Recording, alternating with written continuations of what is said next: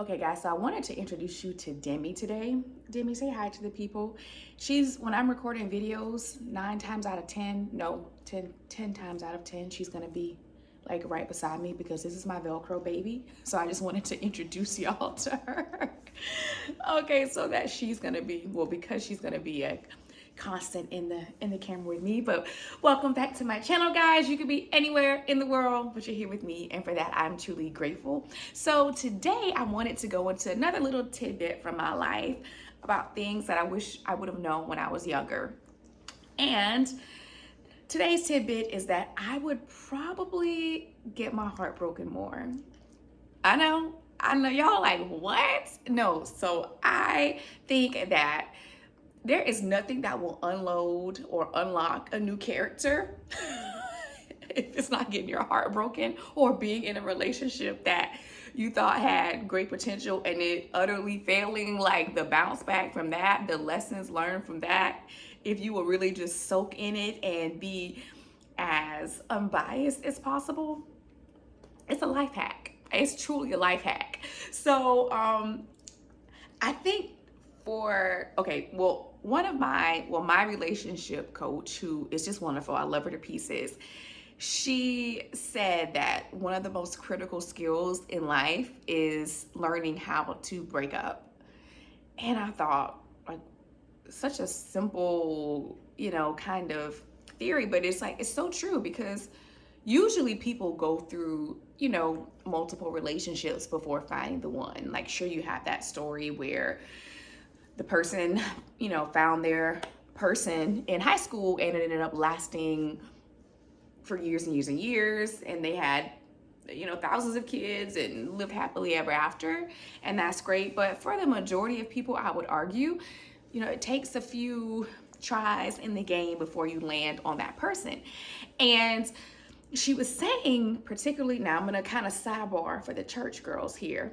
And again, I didn't grow up like hyper religious. Like, I kind of grew up with an awareness of God, but I didn't really fall into that for myself and really gain a deeper connection for myself until I was like a teenager. So that kind of came later in life. But my relationship coach is so balanced because she was kind of like a church girl, but she still knows how to communicate and relate to people of all different backgrounds.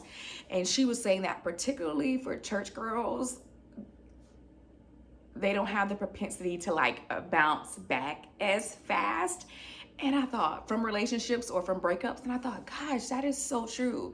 And I don't know if it's because we kind of believe that if we get into our prayer closet or whatever this, and we're just gonna run to this man at the at UPS, or just some mystical thing is going to happen, and we won't have to go through the process of dating like the rest of the world, which a lot of the times we do. And I think it's good to just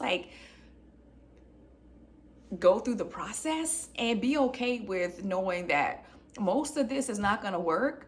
All I just needed to work for is this one guy, and when that connection happens, cool. But up until then, let me connect with this person from a genuine place, from authenticity. And if it works, great. If it doesn't, great. And again, I think the lessons that come from that are just huge. You learn so much about yourself and how you relate to people, and maybe some things about yourself that you need to change, whether it's attachment styles or your dependency in relationships. It's just so many gems. And so even though I've had things that I really, really wanted to work, that I was just so gung-ho at that time. And Demi, we're recording, honey, please. Sorry. So I'm not editing this out. So now you made me lose my train of thought, Dem. So yeah, even though you maybe are in a relationship with someone and you were very hopeful that it would go the long mile, but then for whatever reason it doesn't happen, that awareness, that consciousness that comes from the aftermath of it being a failure, looking back, it's just always such a great perspective shift that you learn and that you can really change so that you become better for the relationship. So looking back, even though I went through some not so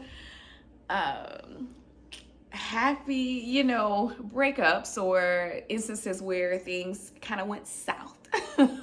I think if I could go back, I would. And listen, still dating and still, and you don't want to just welcome disasters into your life. But if I could go back, I would have probably just been okay with